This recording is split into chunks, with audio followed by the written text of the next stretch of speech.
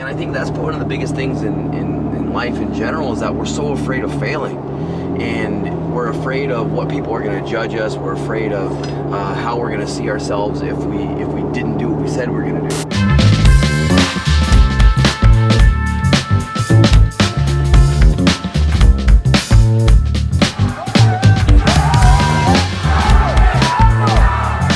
Make a choice.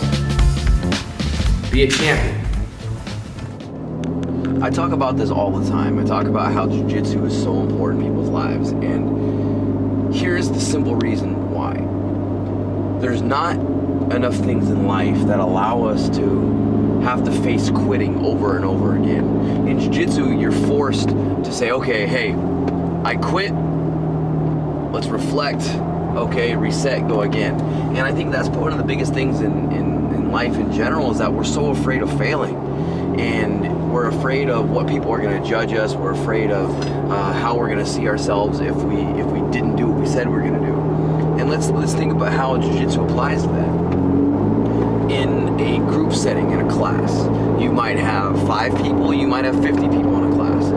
All those people are doing their own agendas, and you might go with one person, you might go with 20 people. But at the end of that session, it doesn't matter how many times you've literally tapped out and said, I quit, let's go again, and nobody's going to judge you for it.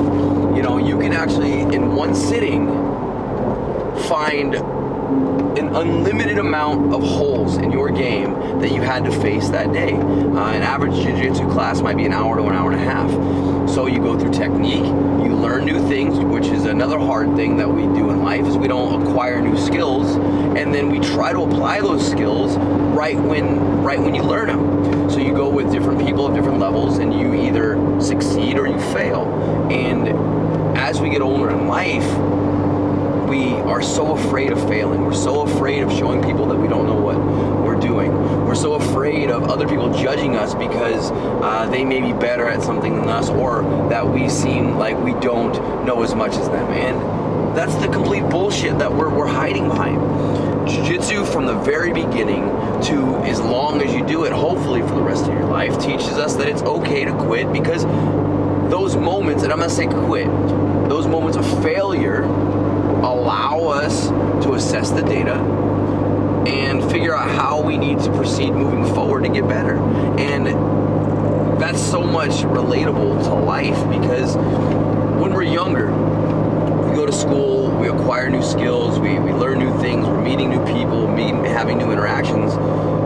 There's no judgment in the beginning of what you know, what you don't know. Yeah, as you start getting through society and people start looking at what you're wearing, how you dress, what you drive, where you're from, those are things that are built on us. But as far as learning, we have endless desire to keep improving and learning from an early age.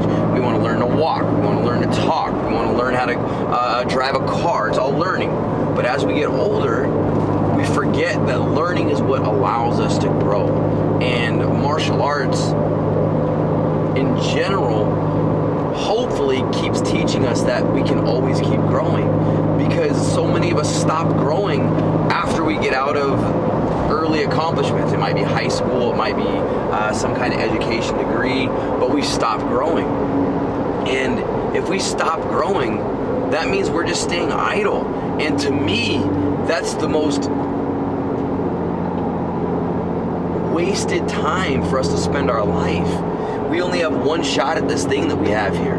We have a chance to keep improving and do amazing feats, but we can't do that if we don't grow. And then I talk to people all the time that, you know, they haven't reached the goals they want, they haven't reached the financial growth that they want, and yet they don't work on themselves at all. How can you get more if you're not developing yourself more? And Jiu-Jitsu, we go from white belt to blue belt to purple belt to brown belt to black belt. The very few people will go beyond black belt, get their red belts, their core belts. But these are signs of significant growth. Whether it's a stripe getting put on your belt or it's a new belt being tied around your waist, you are growing. And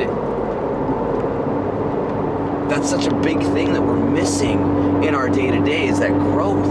You know, we are happy when we grow. We are happy when we do new things. And yes, of course, we get sad when things don't go our way. But if we analyze it, those things that don't go our way allow us to get to the next stage.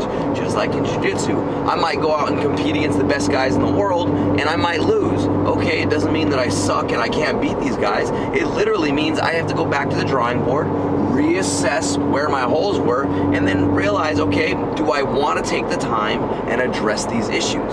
Or do I want to hide behind it, mask it, and make excuses as to why it didn't work out for me this time? In a training room, whether you're not even a competitor, you are forced to face that every day.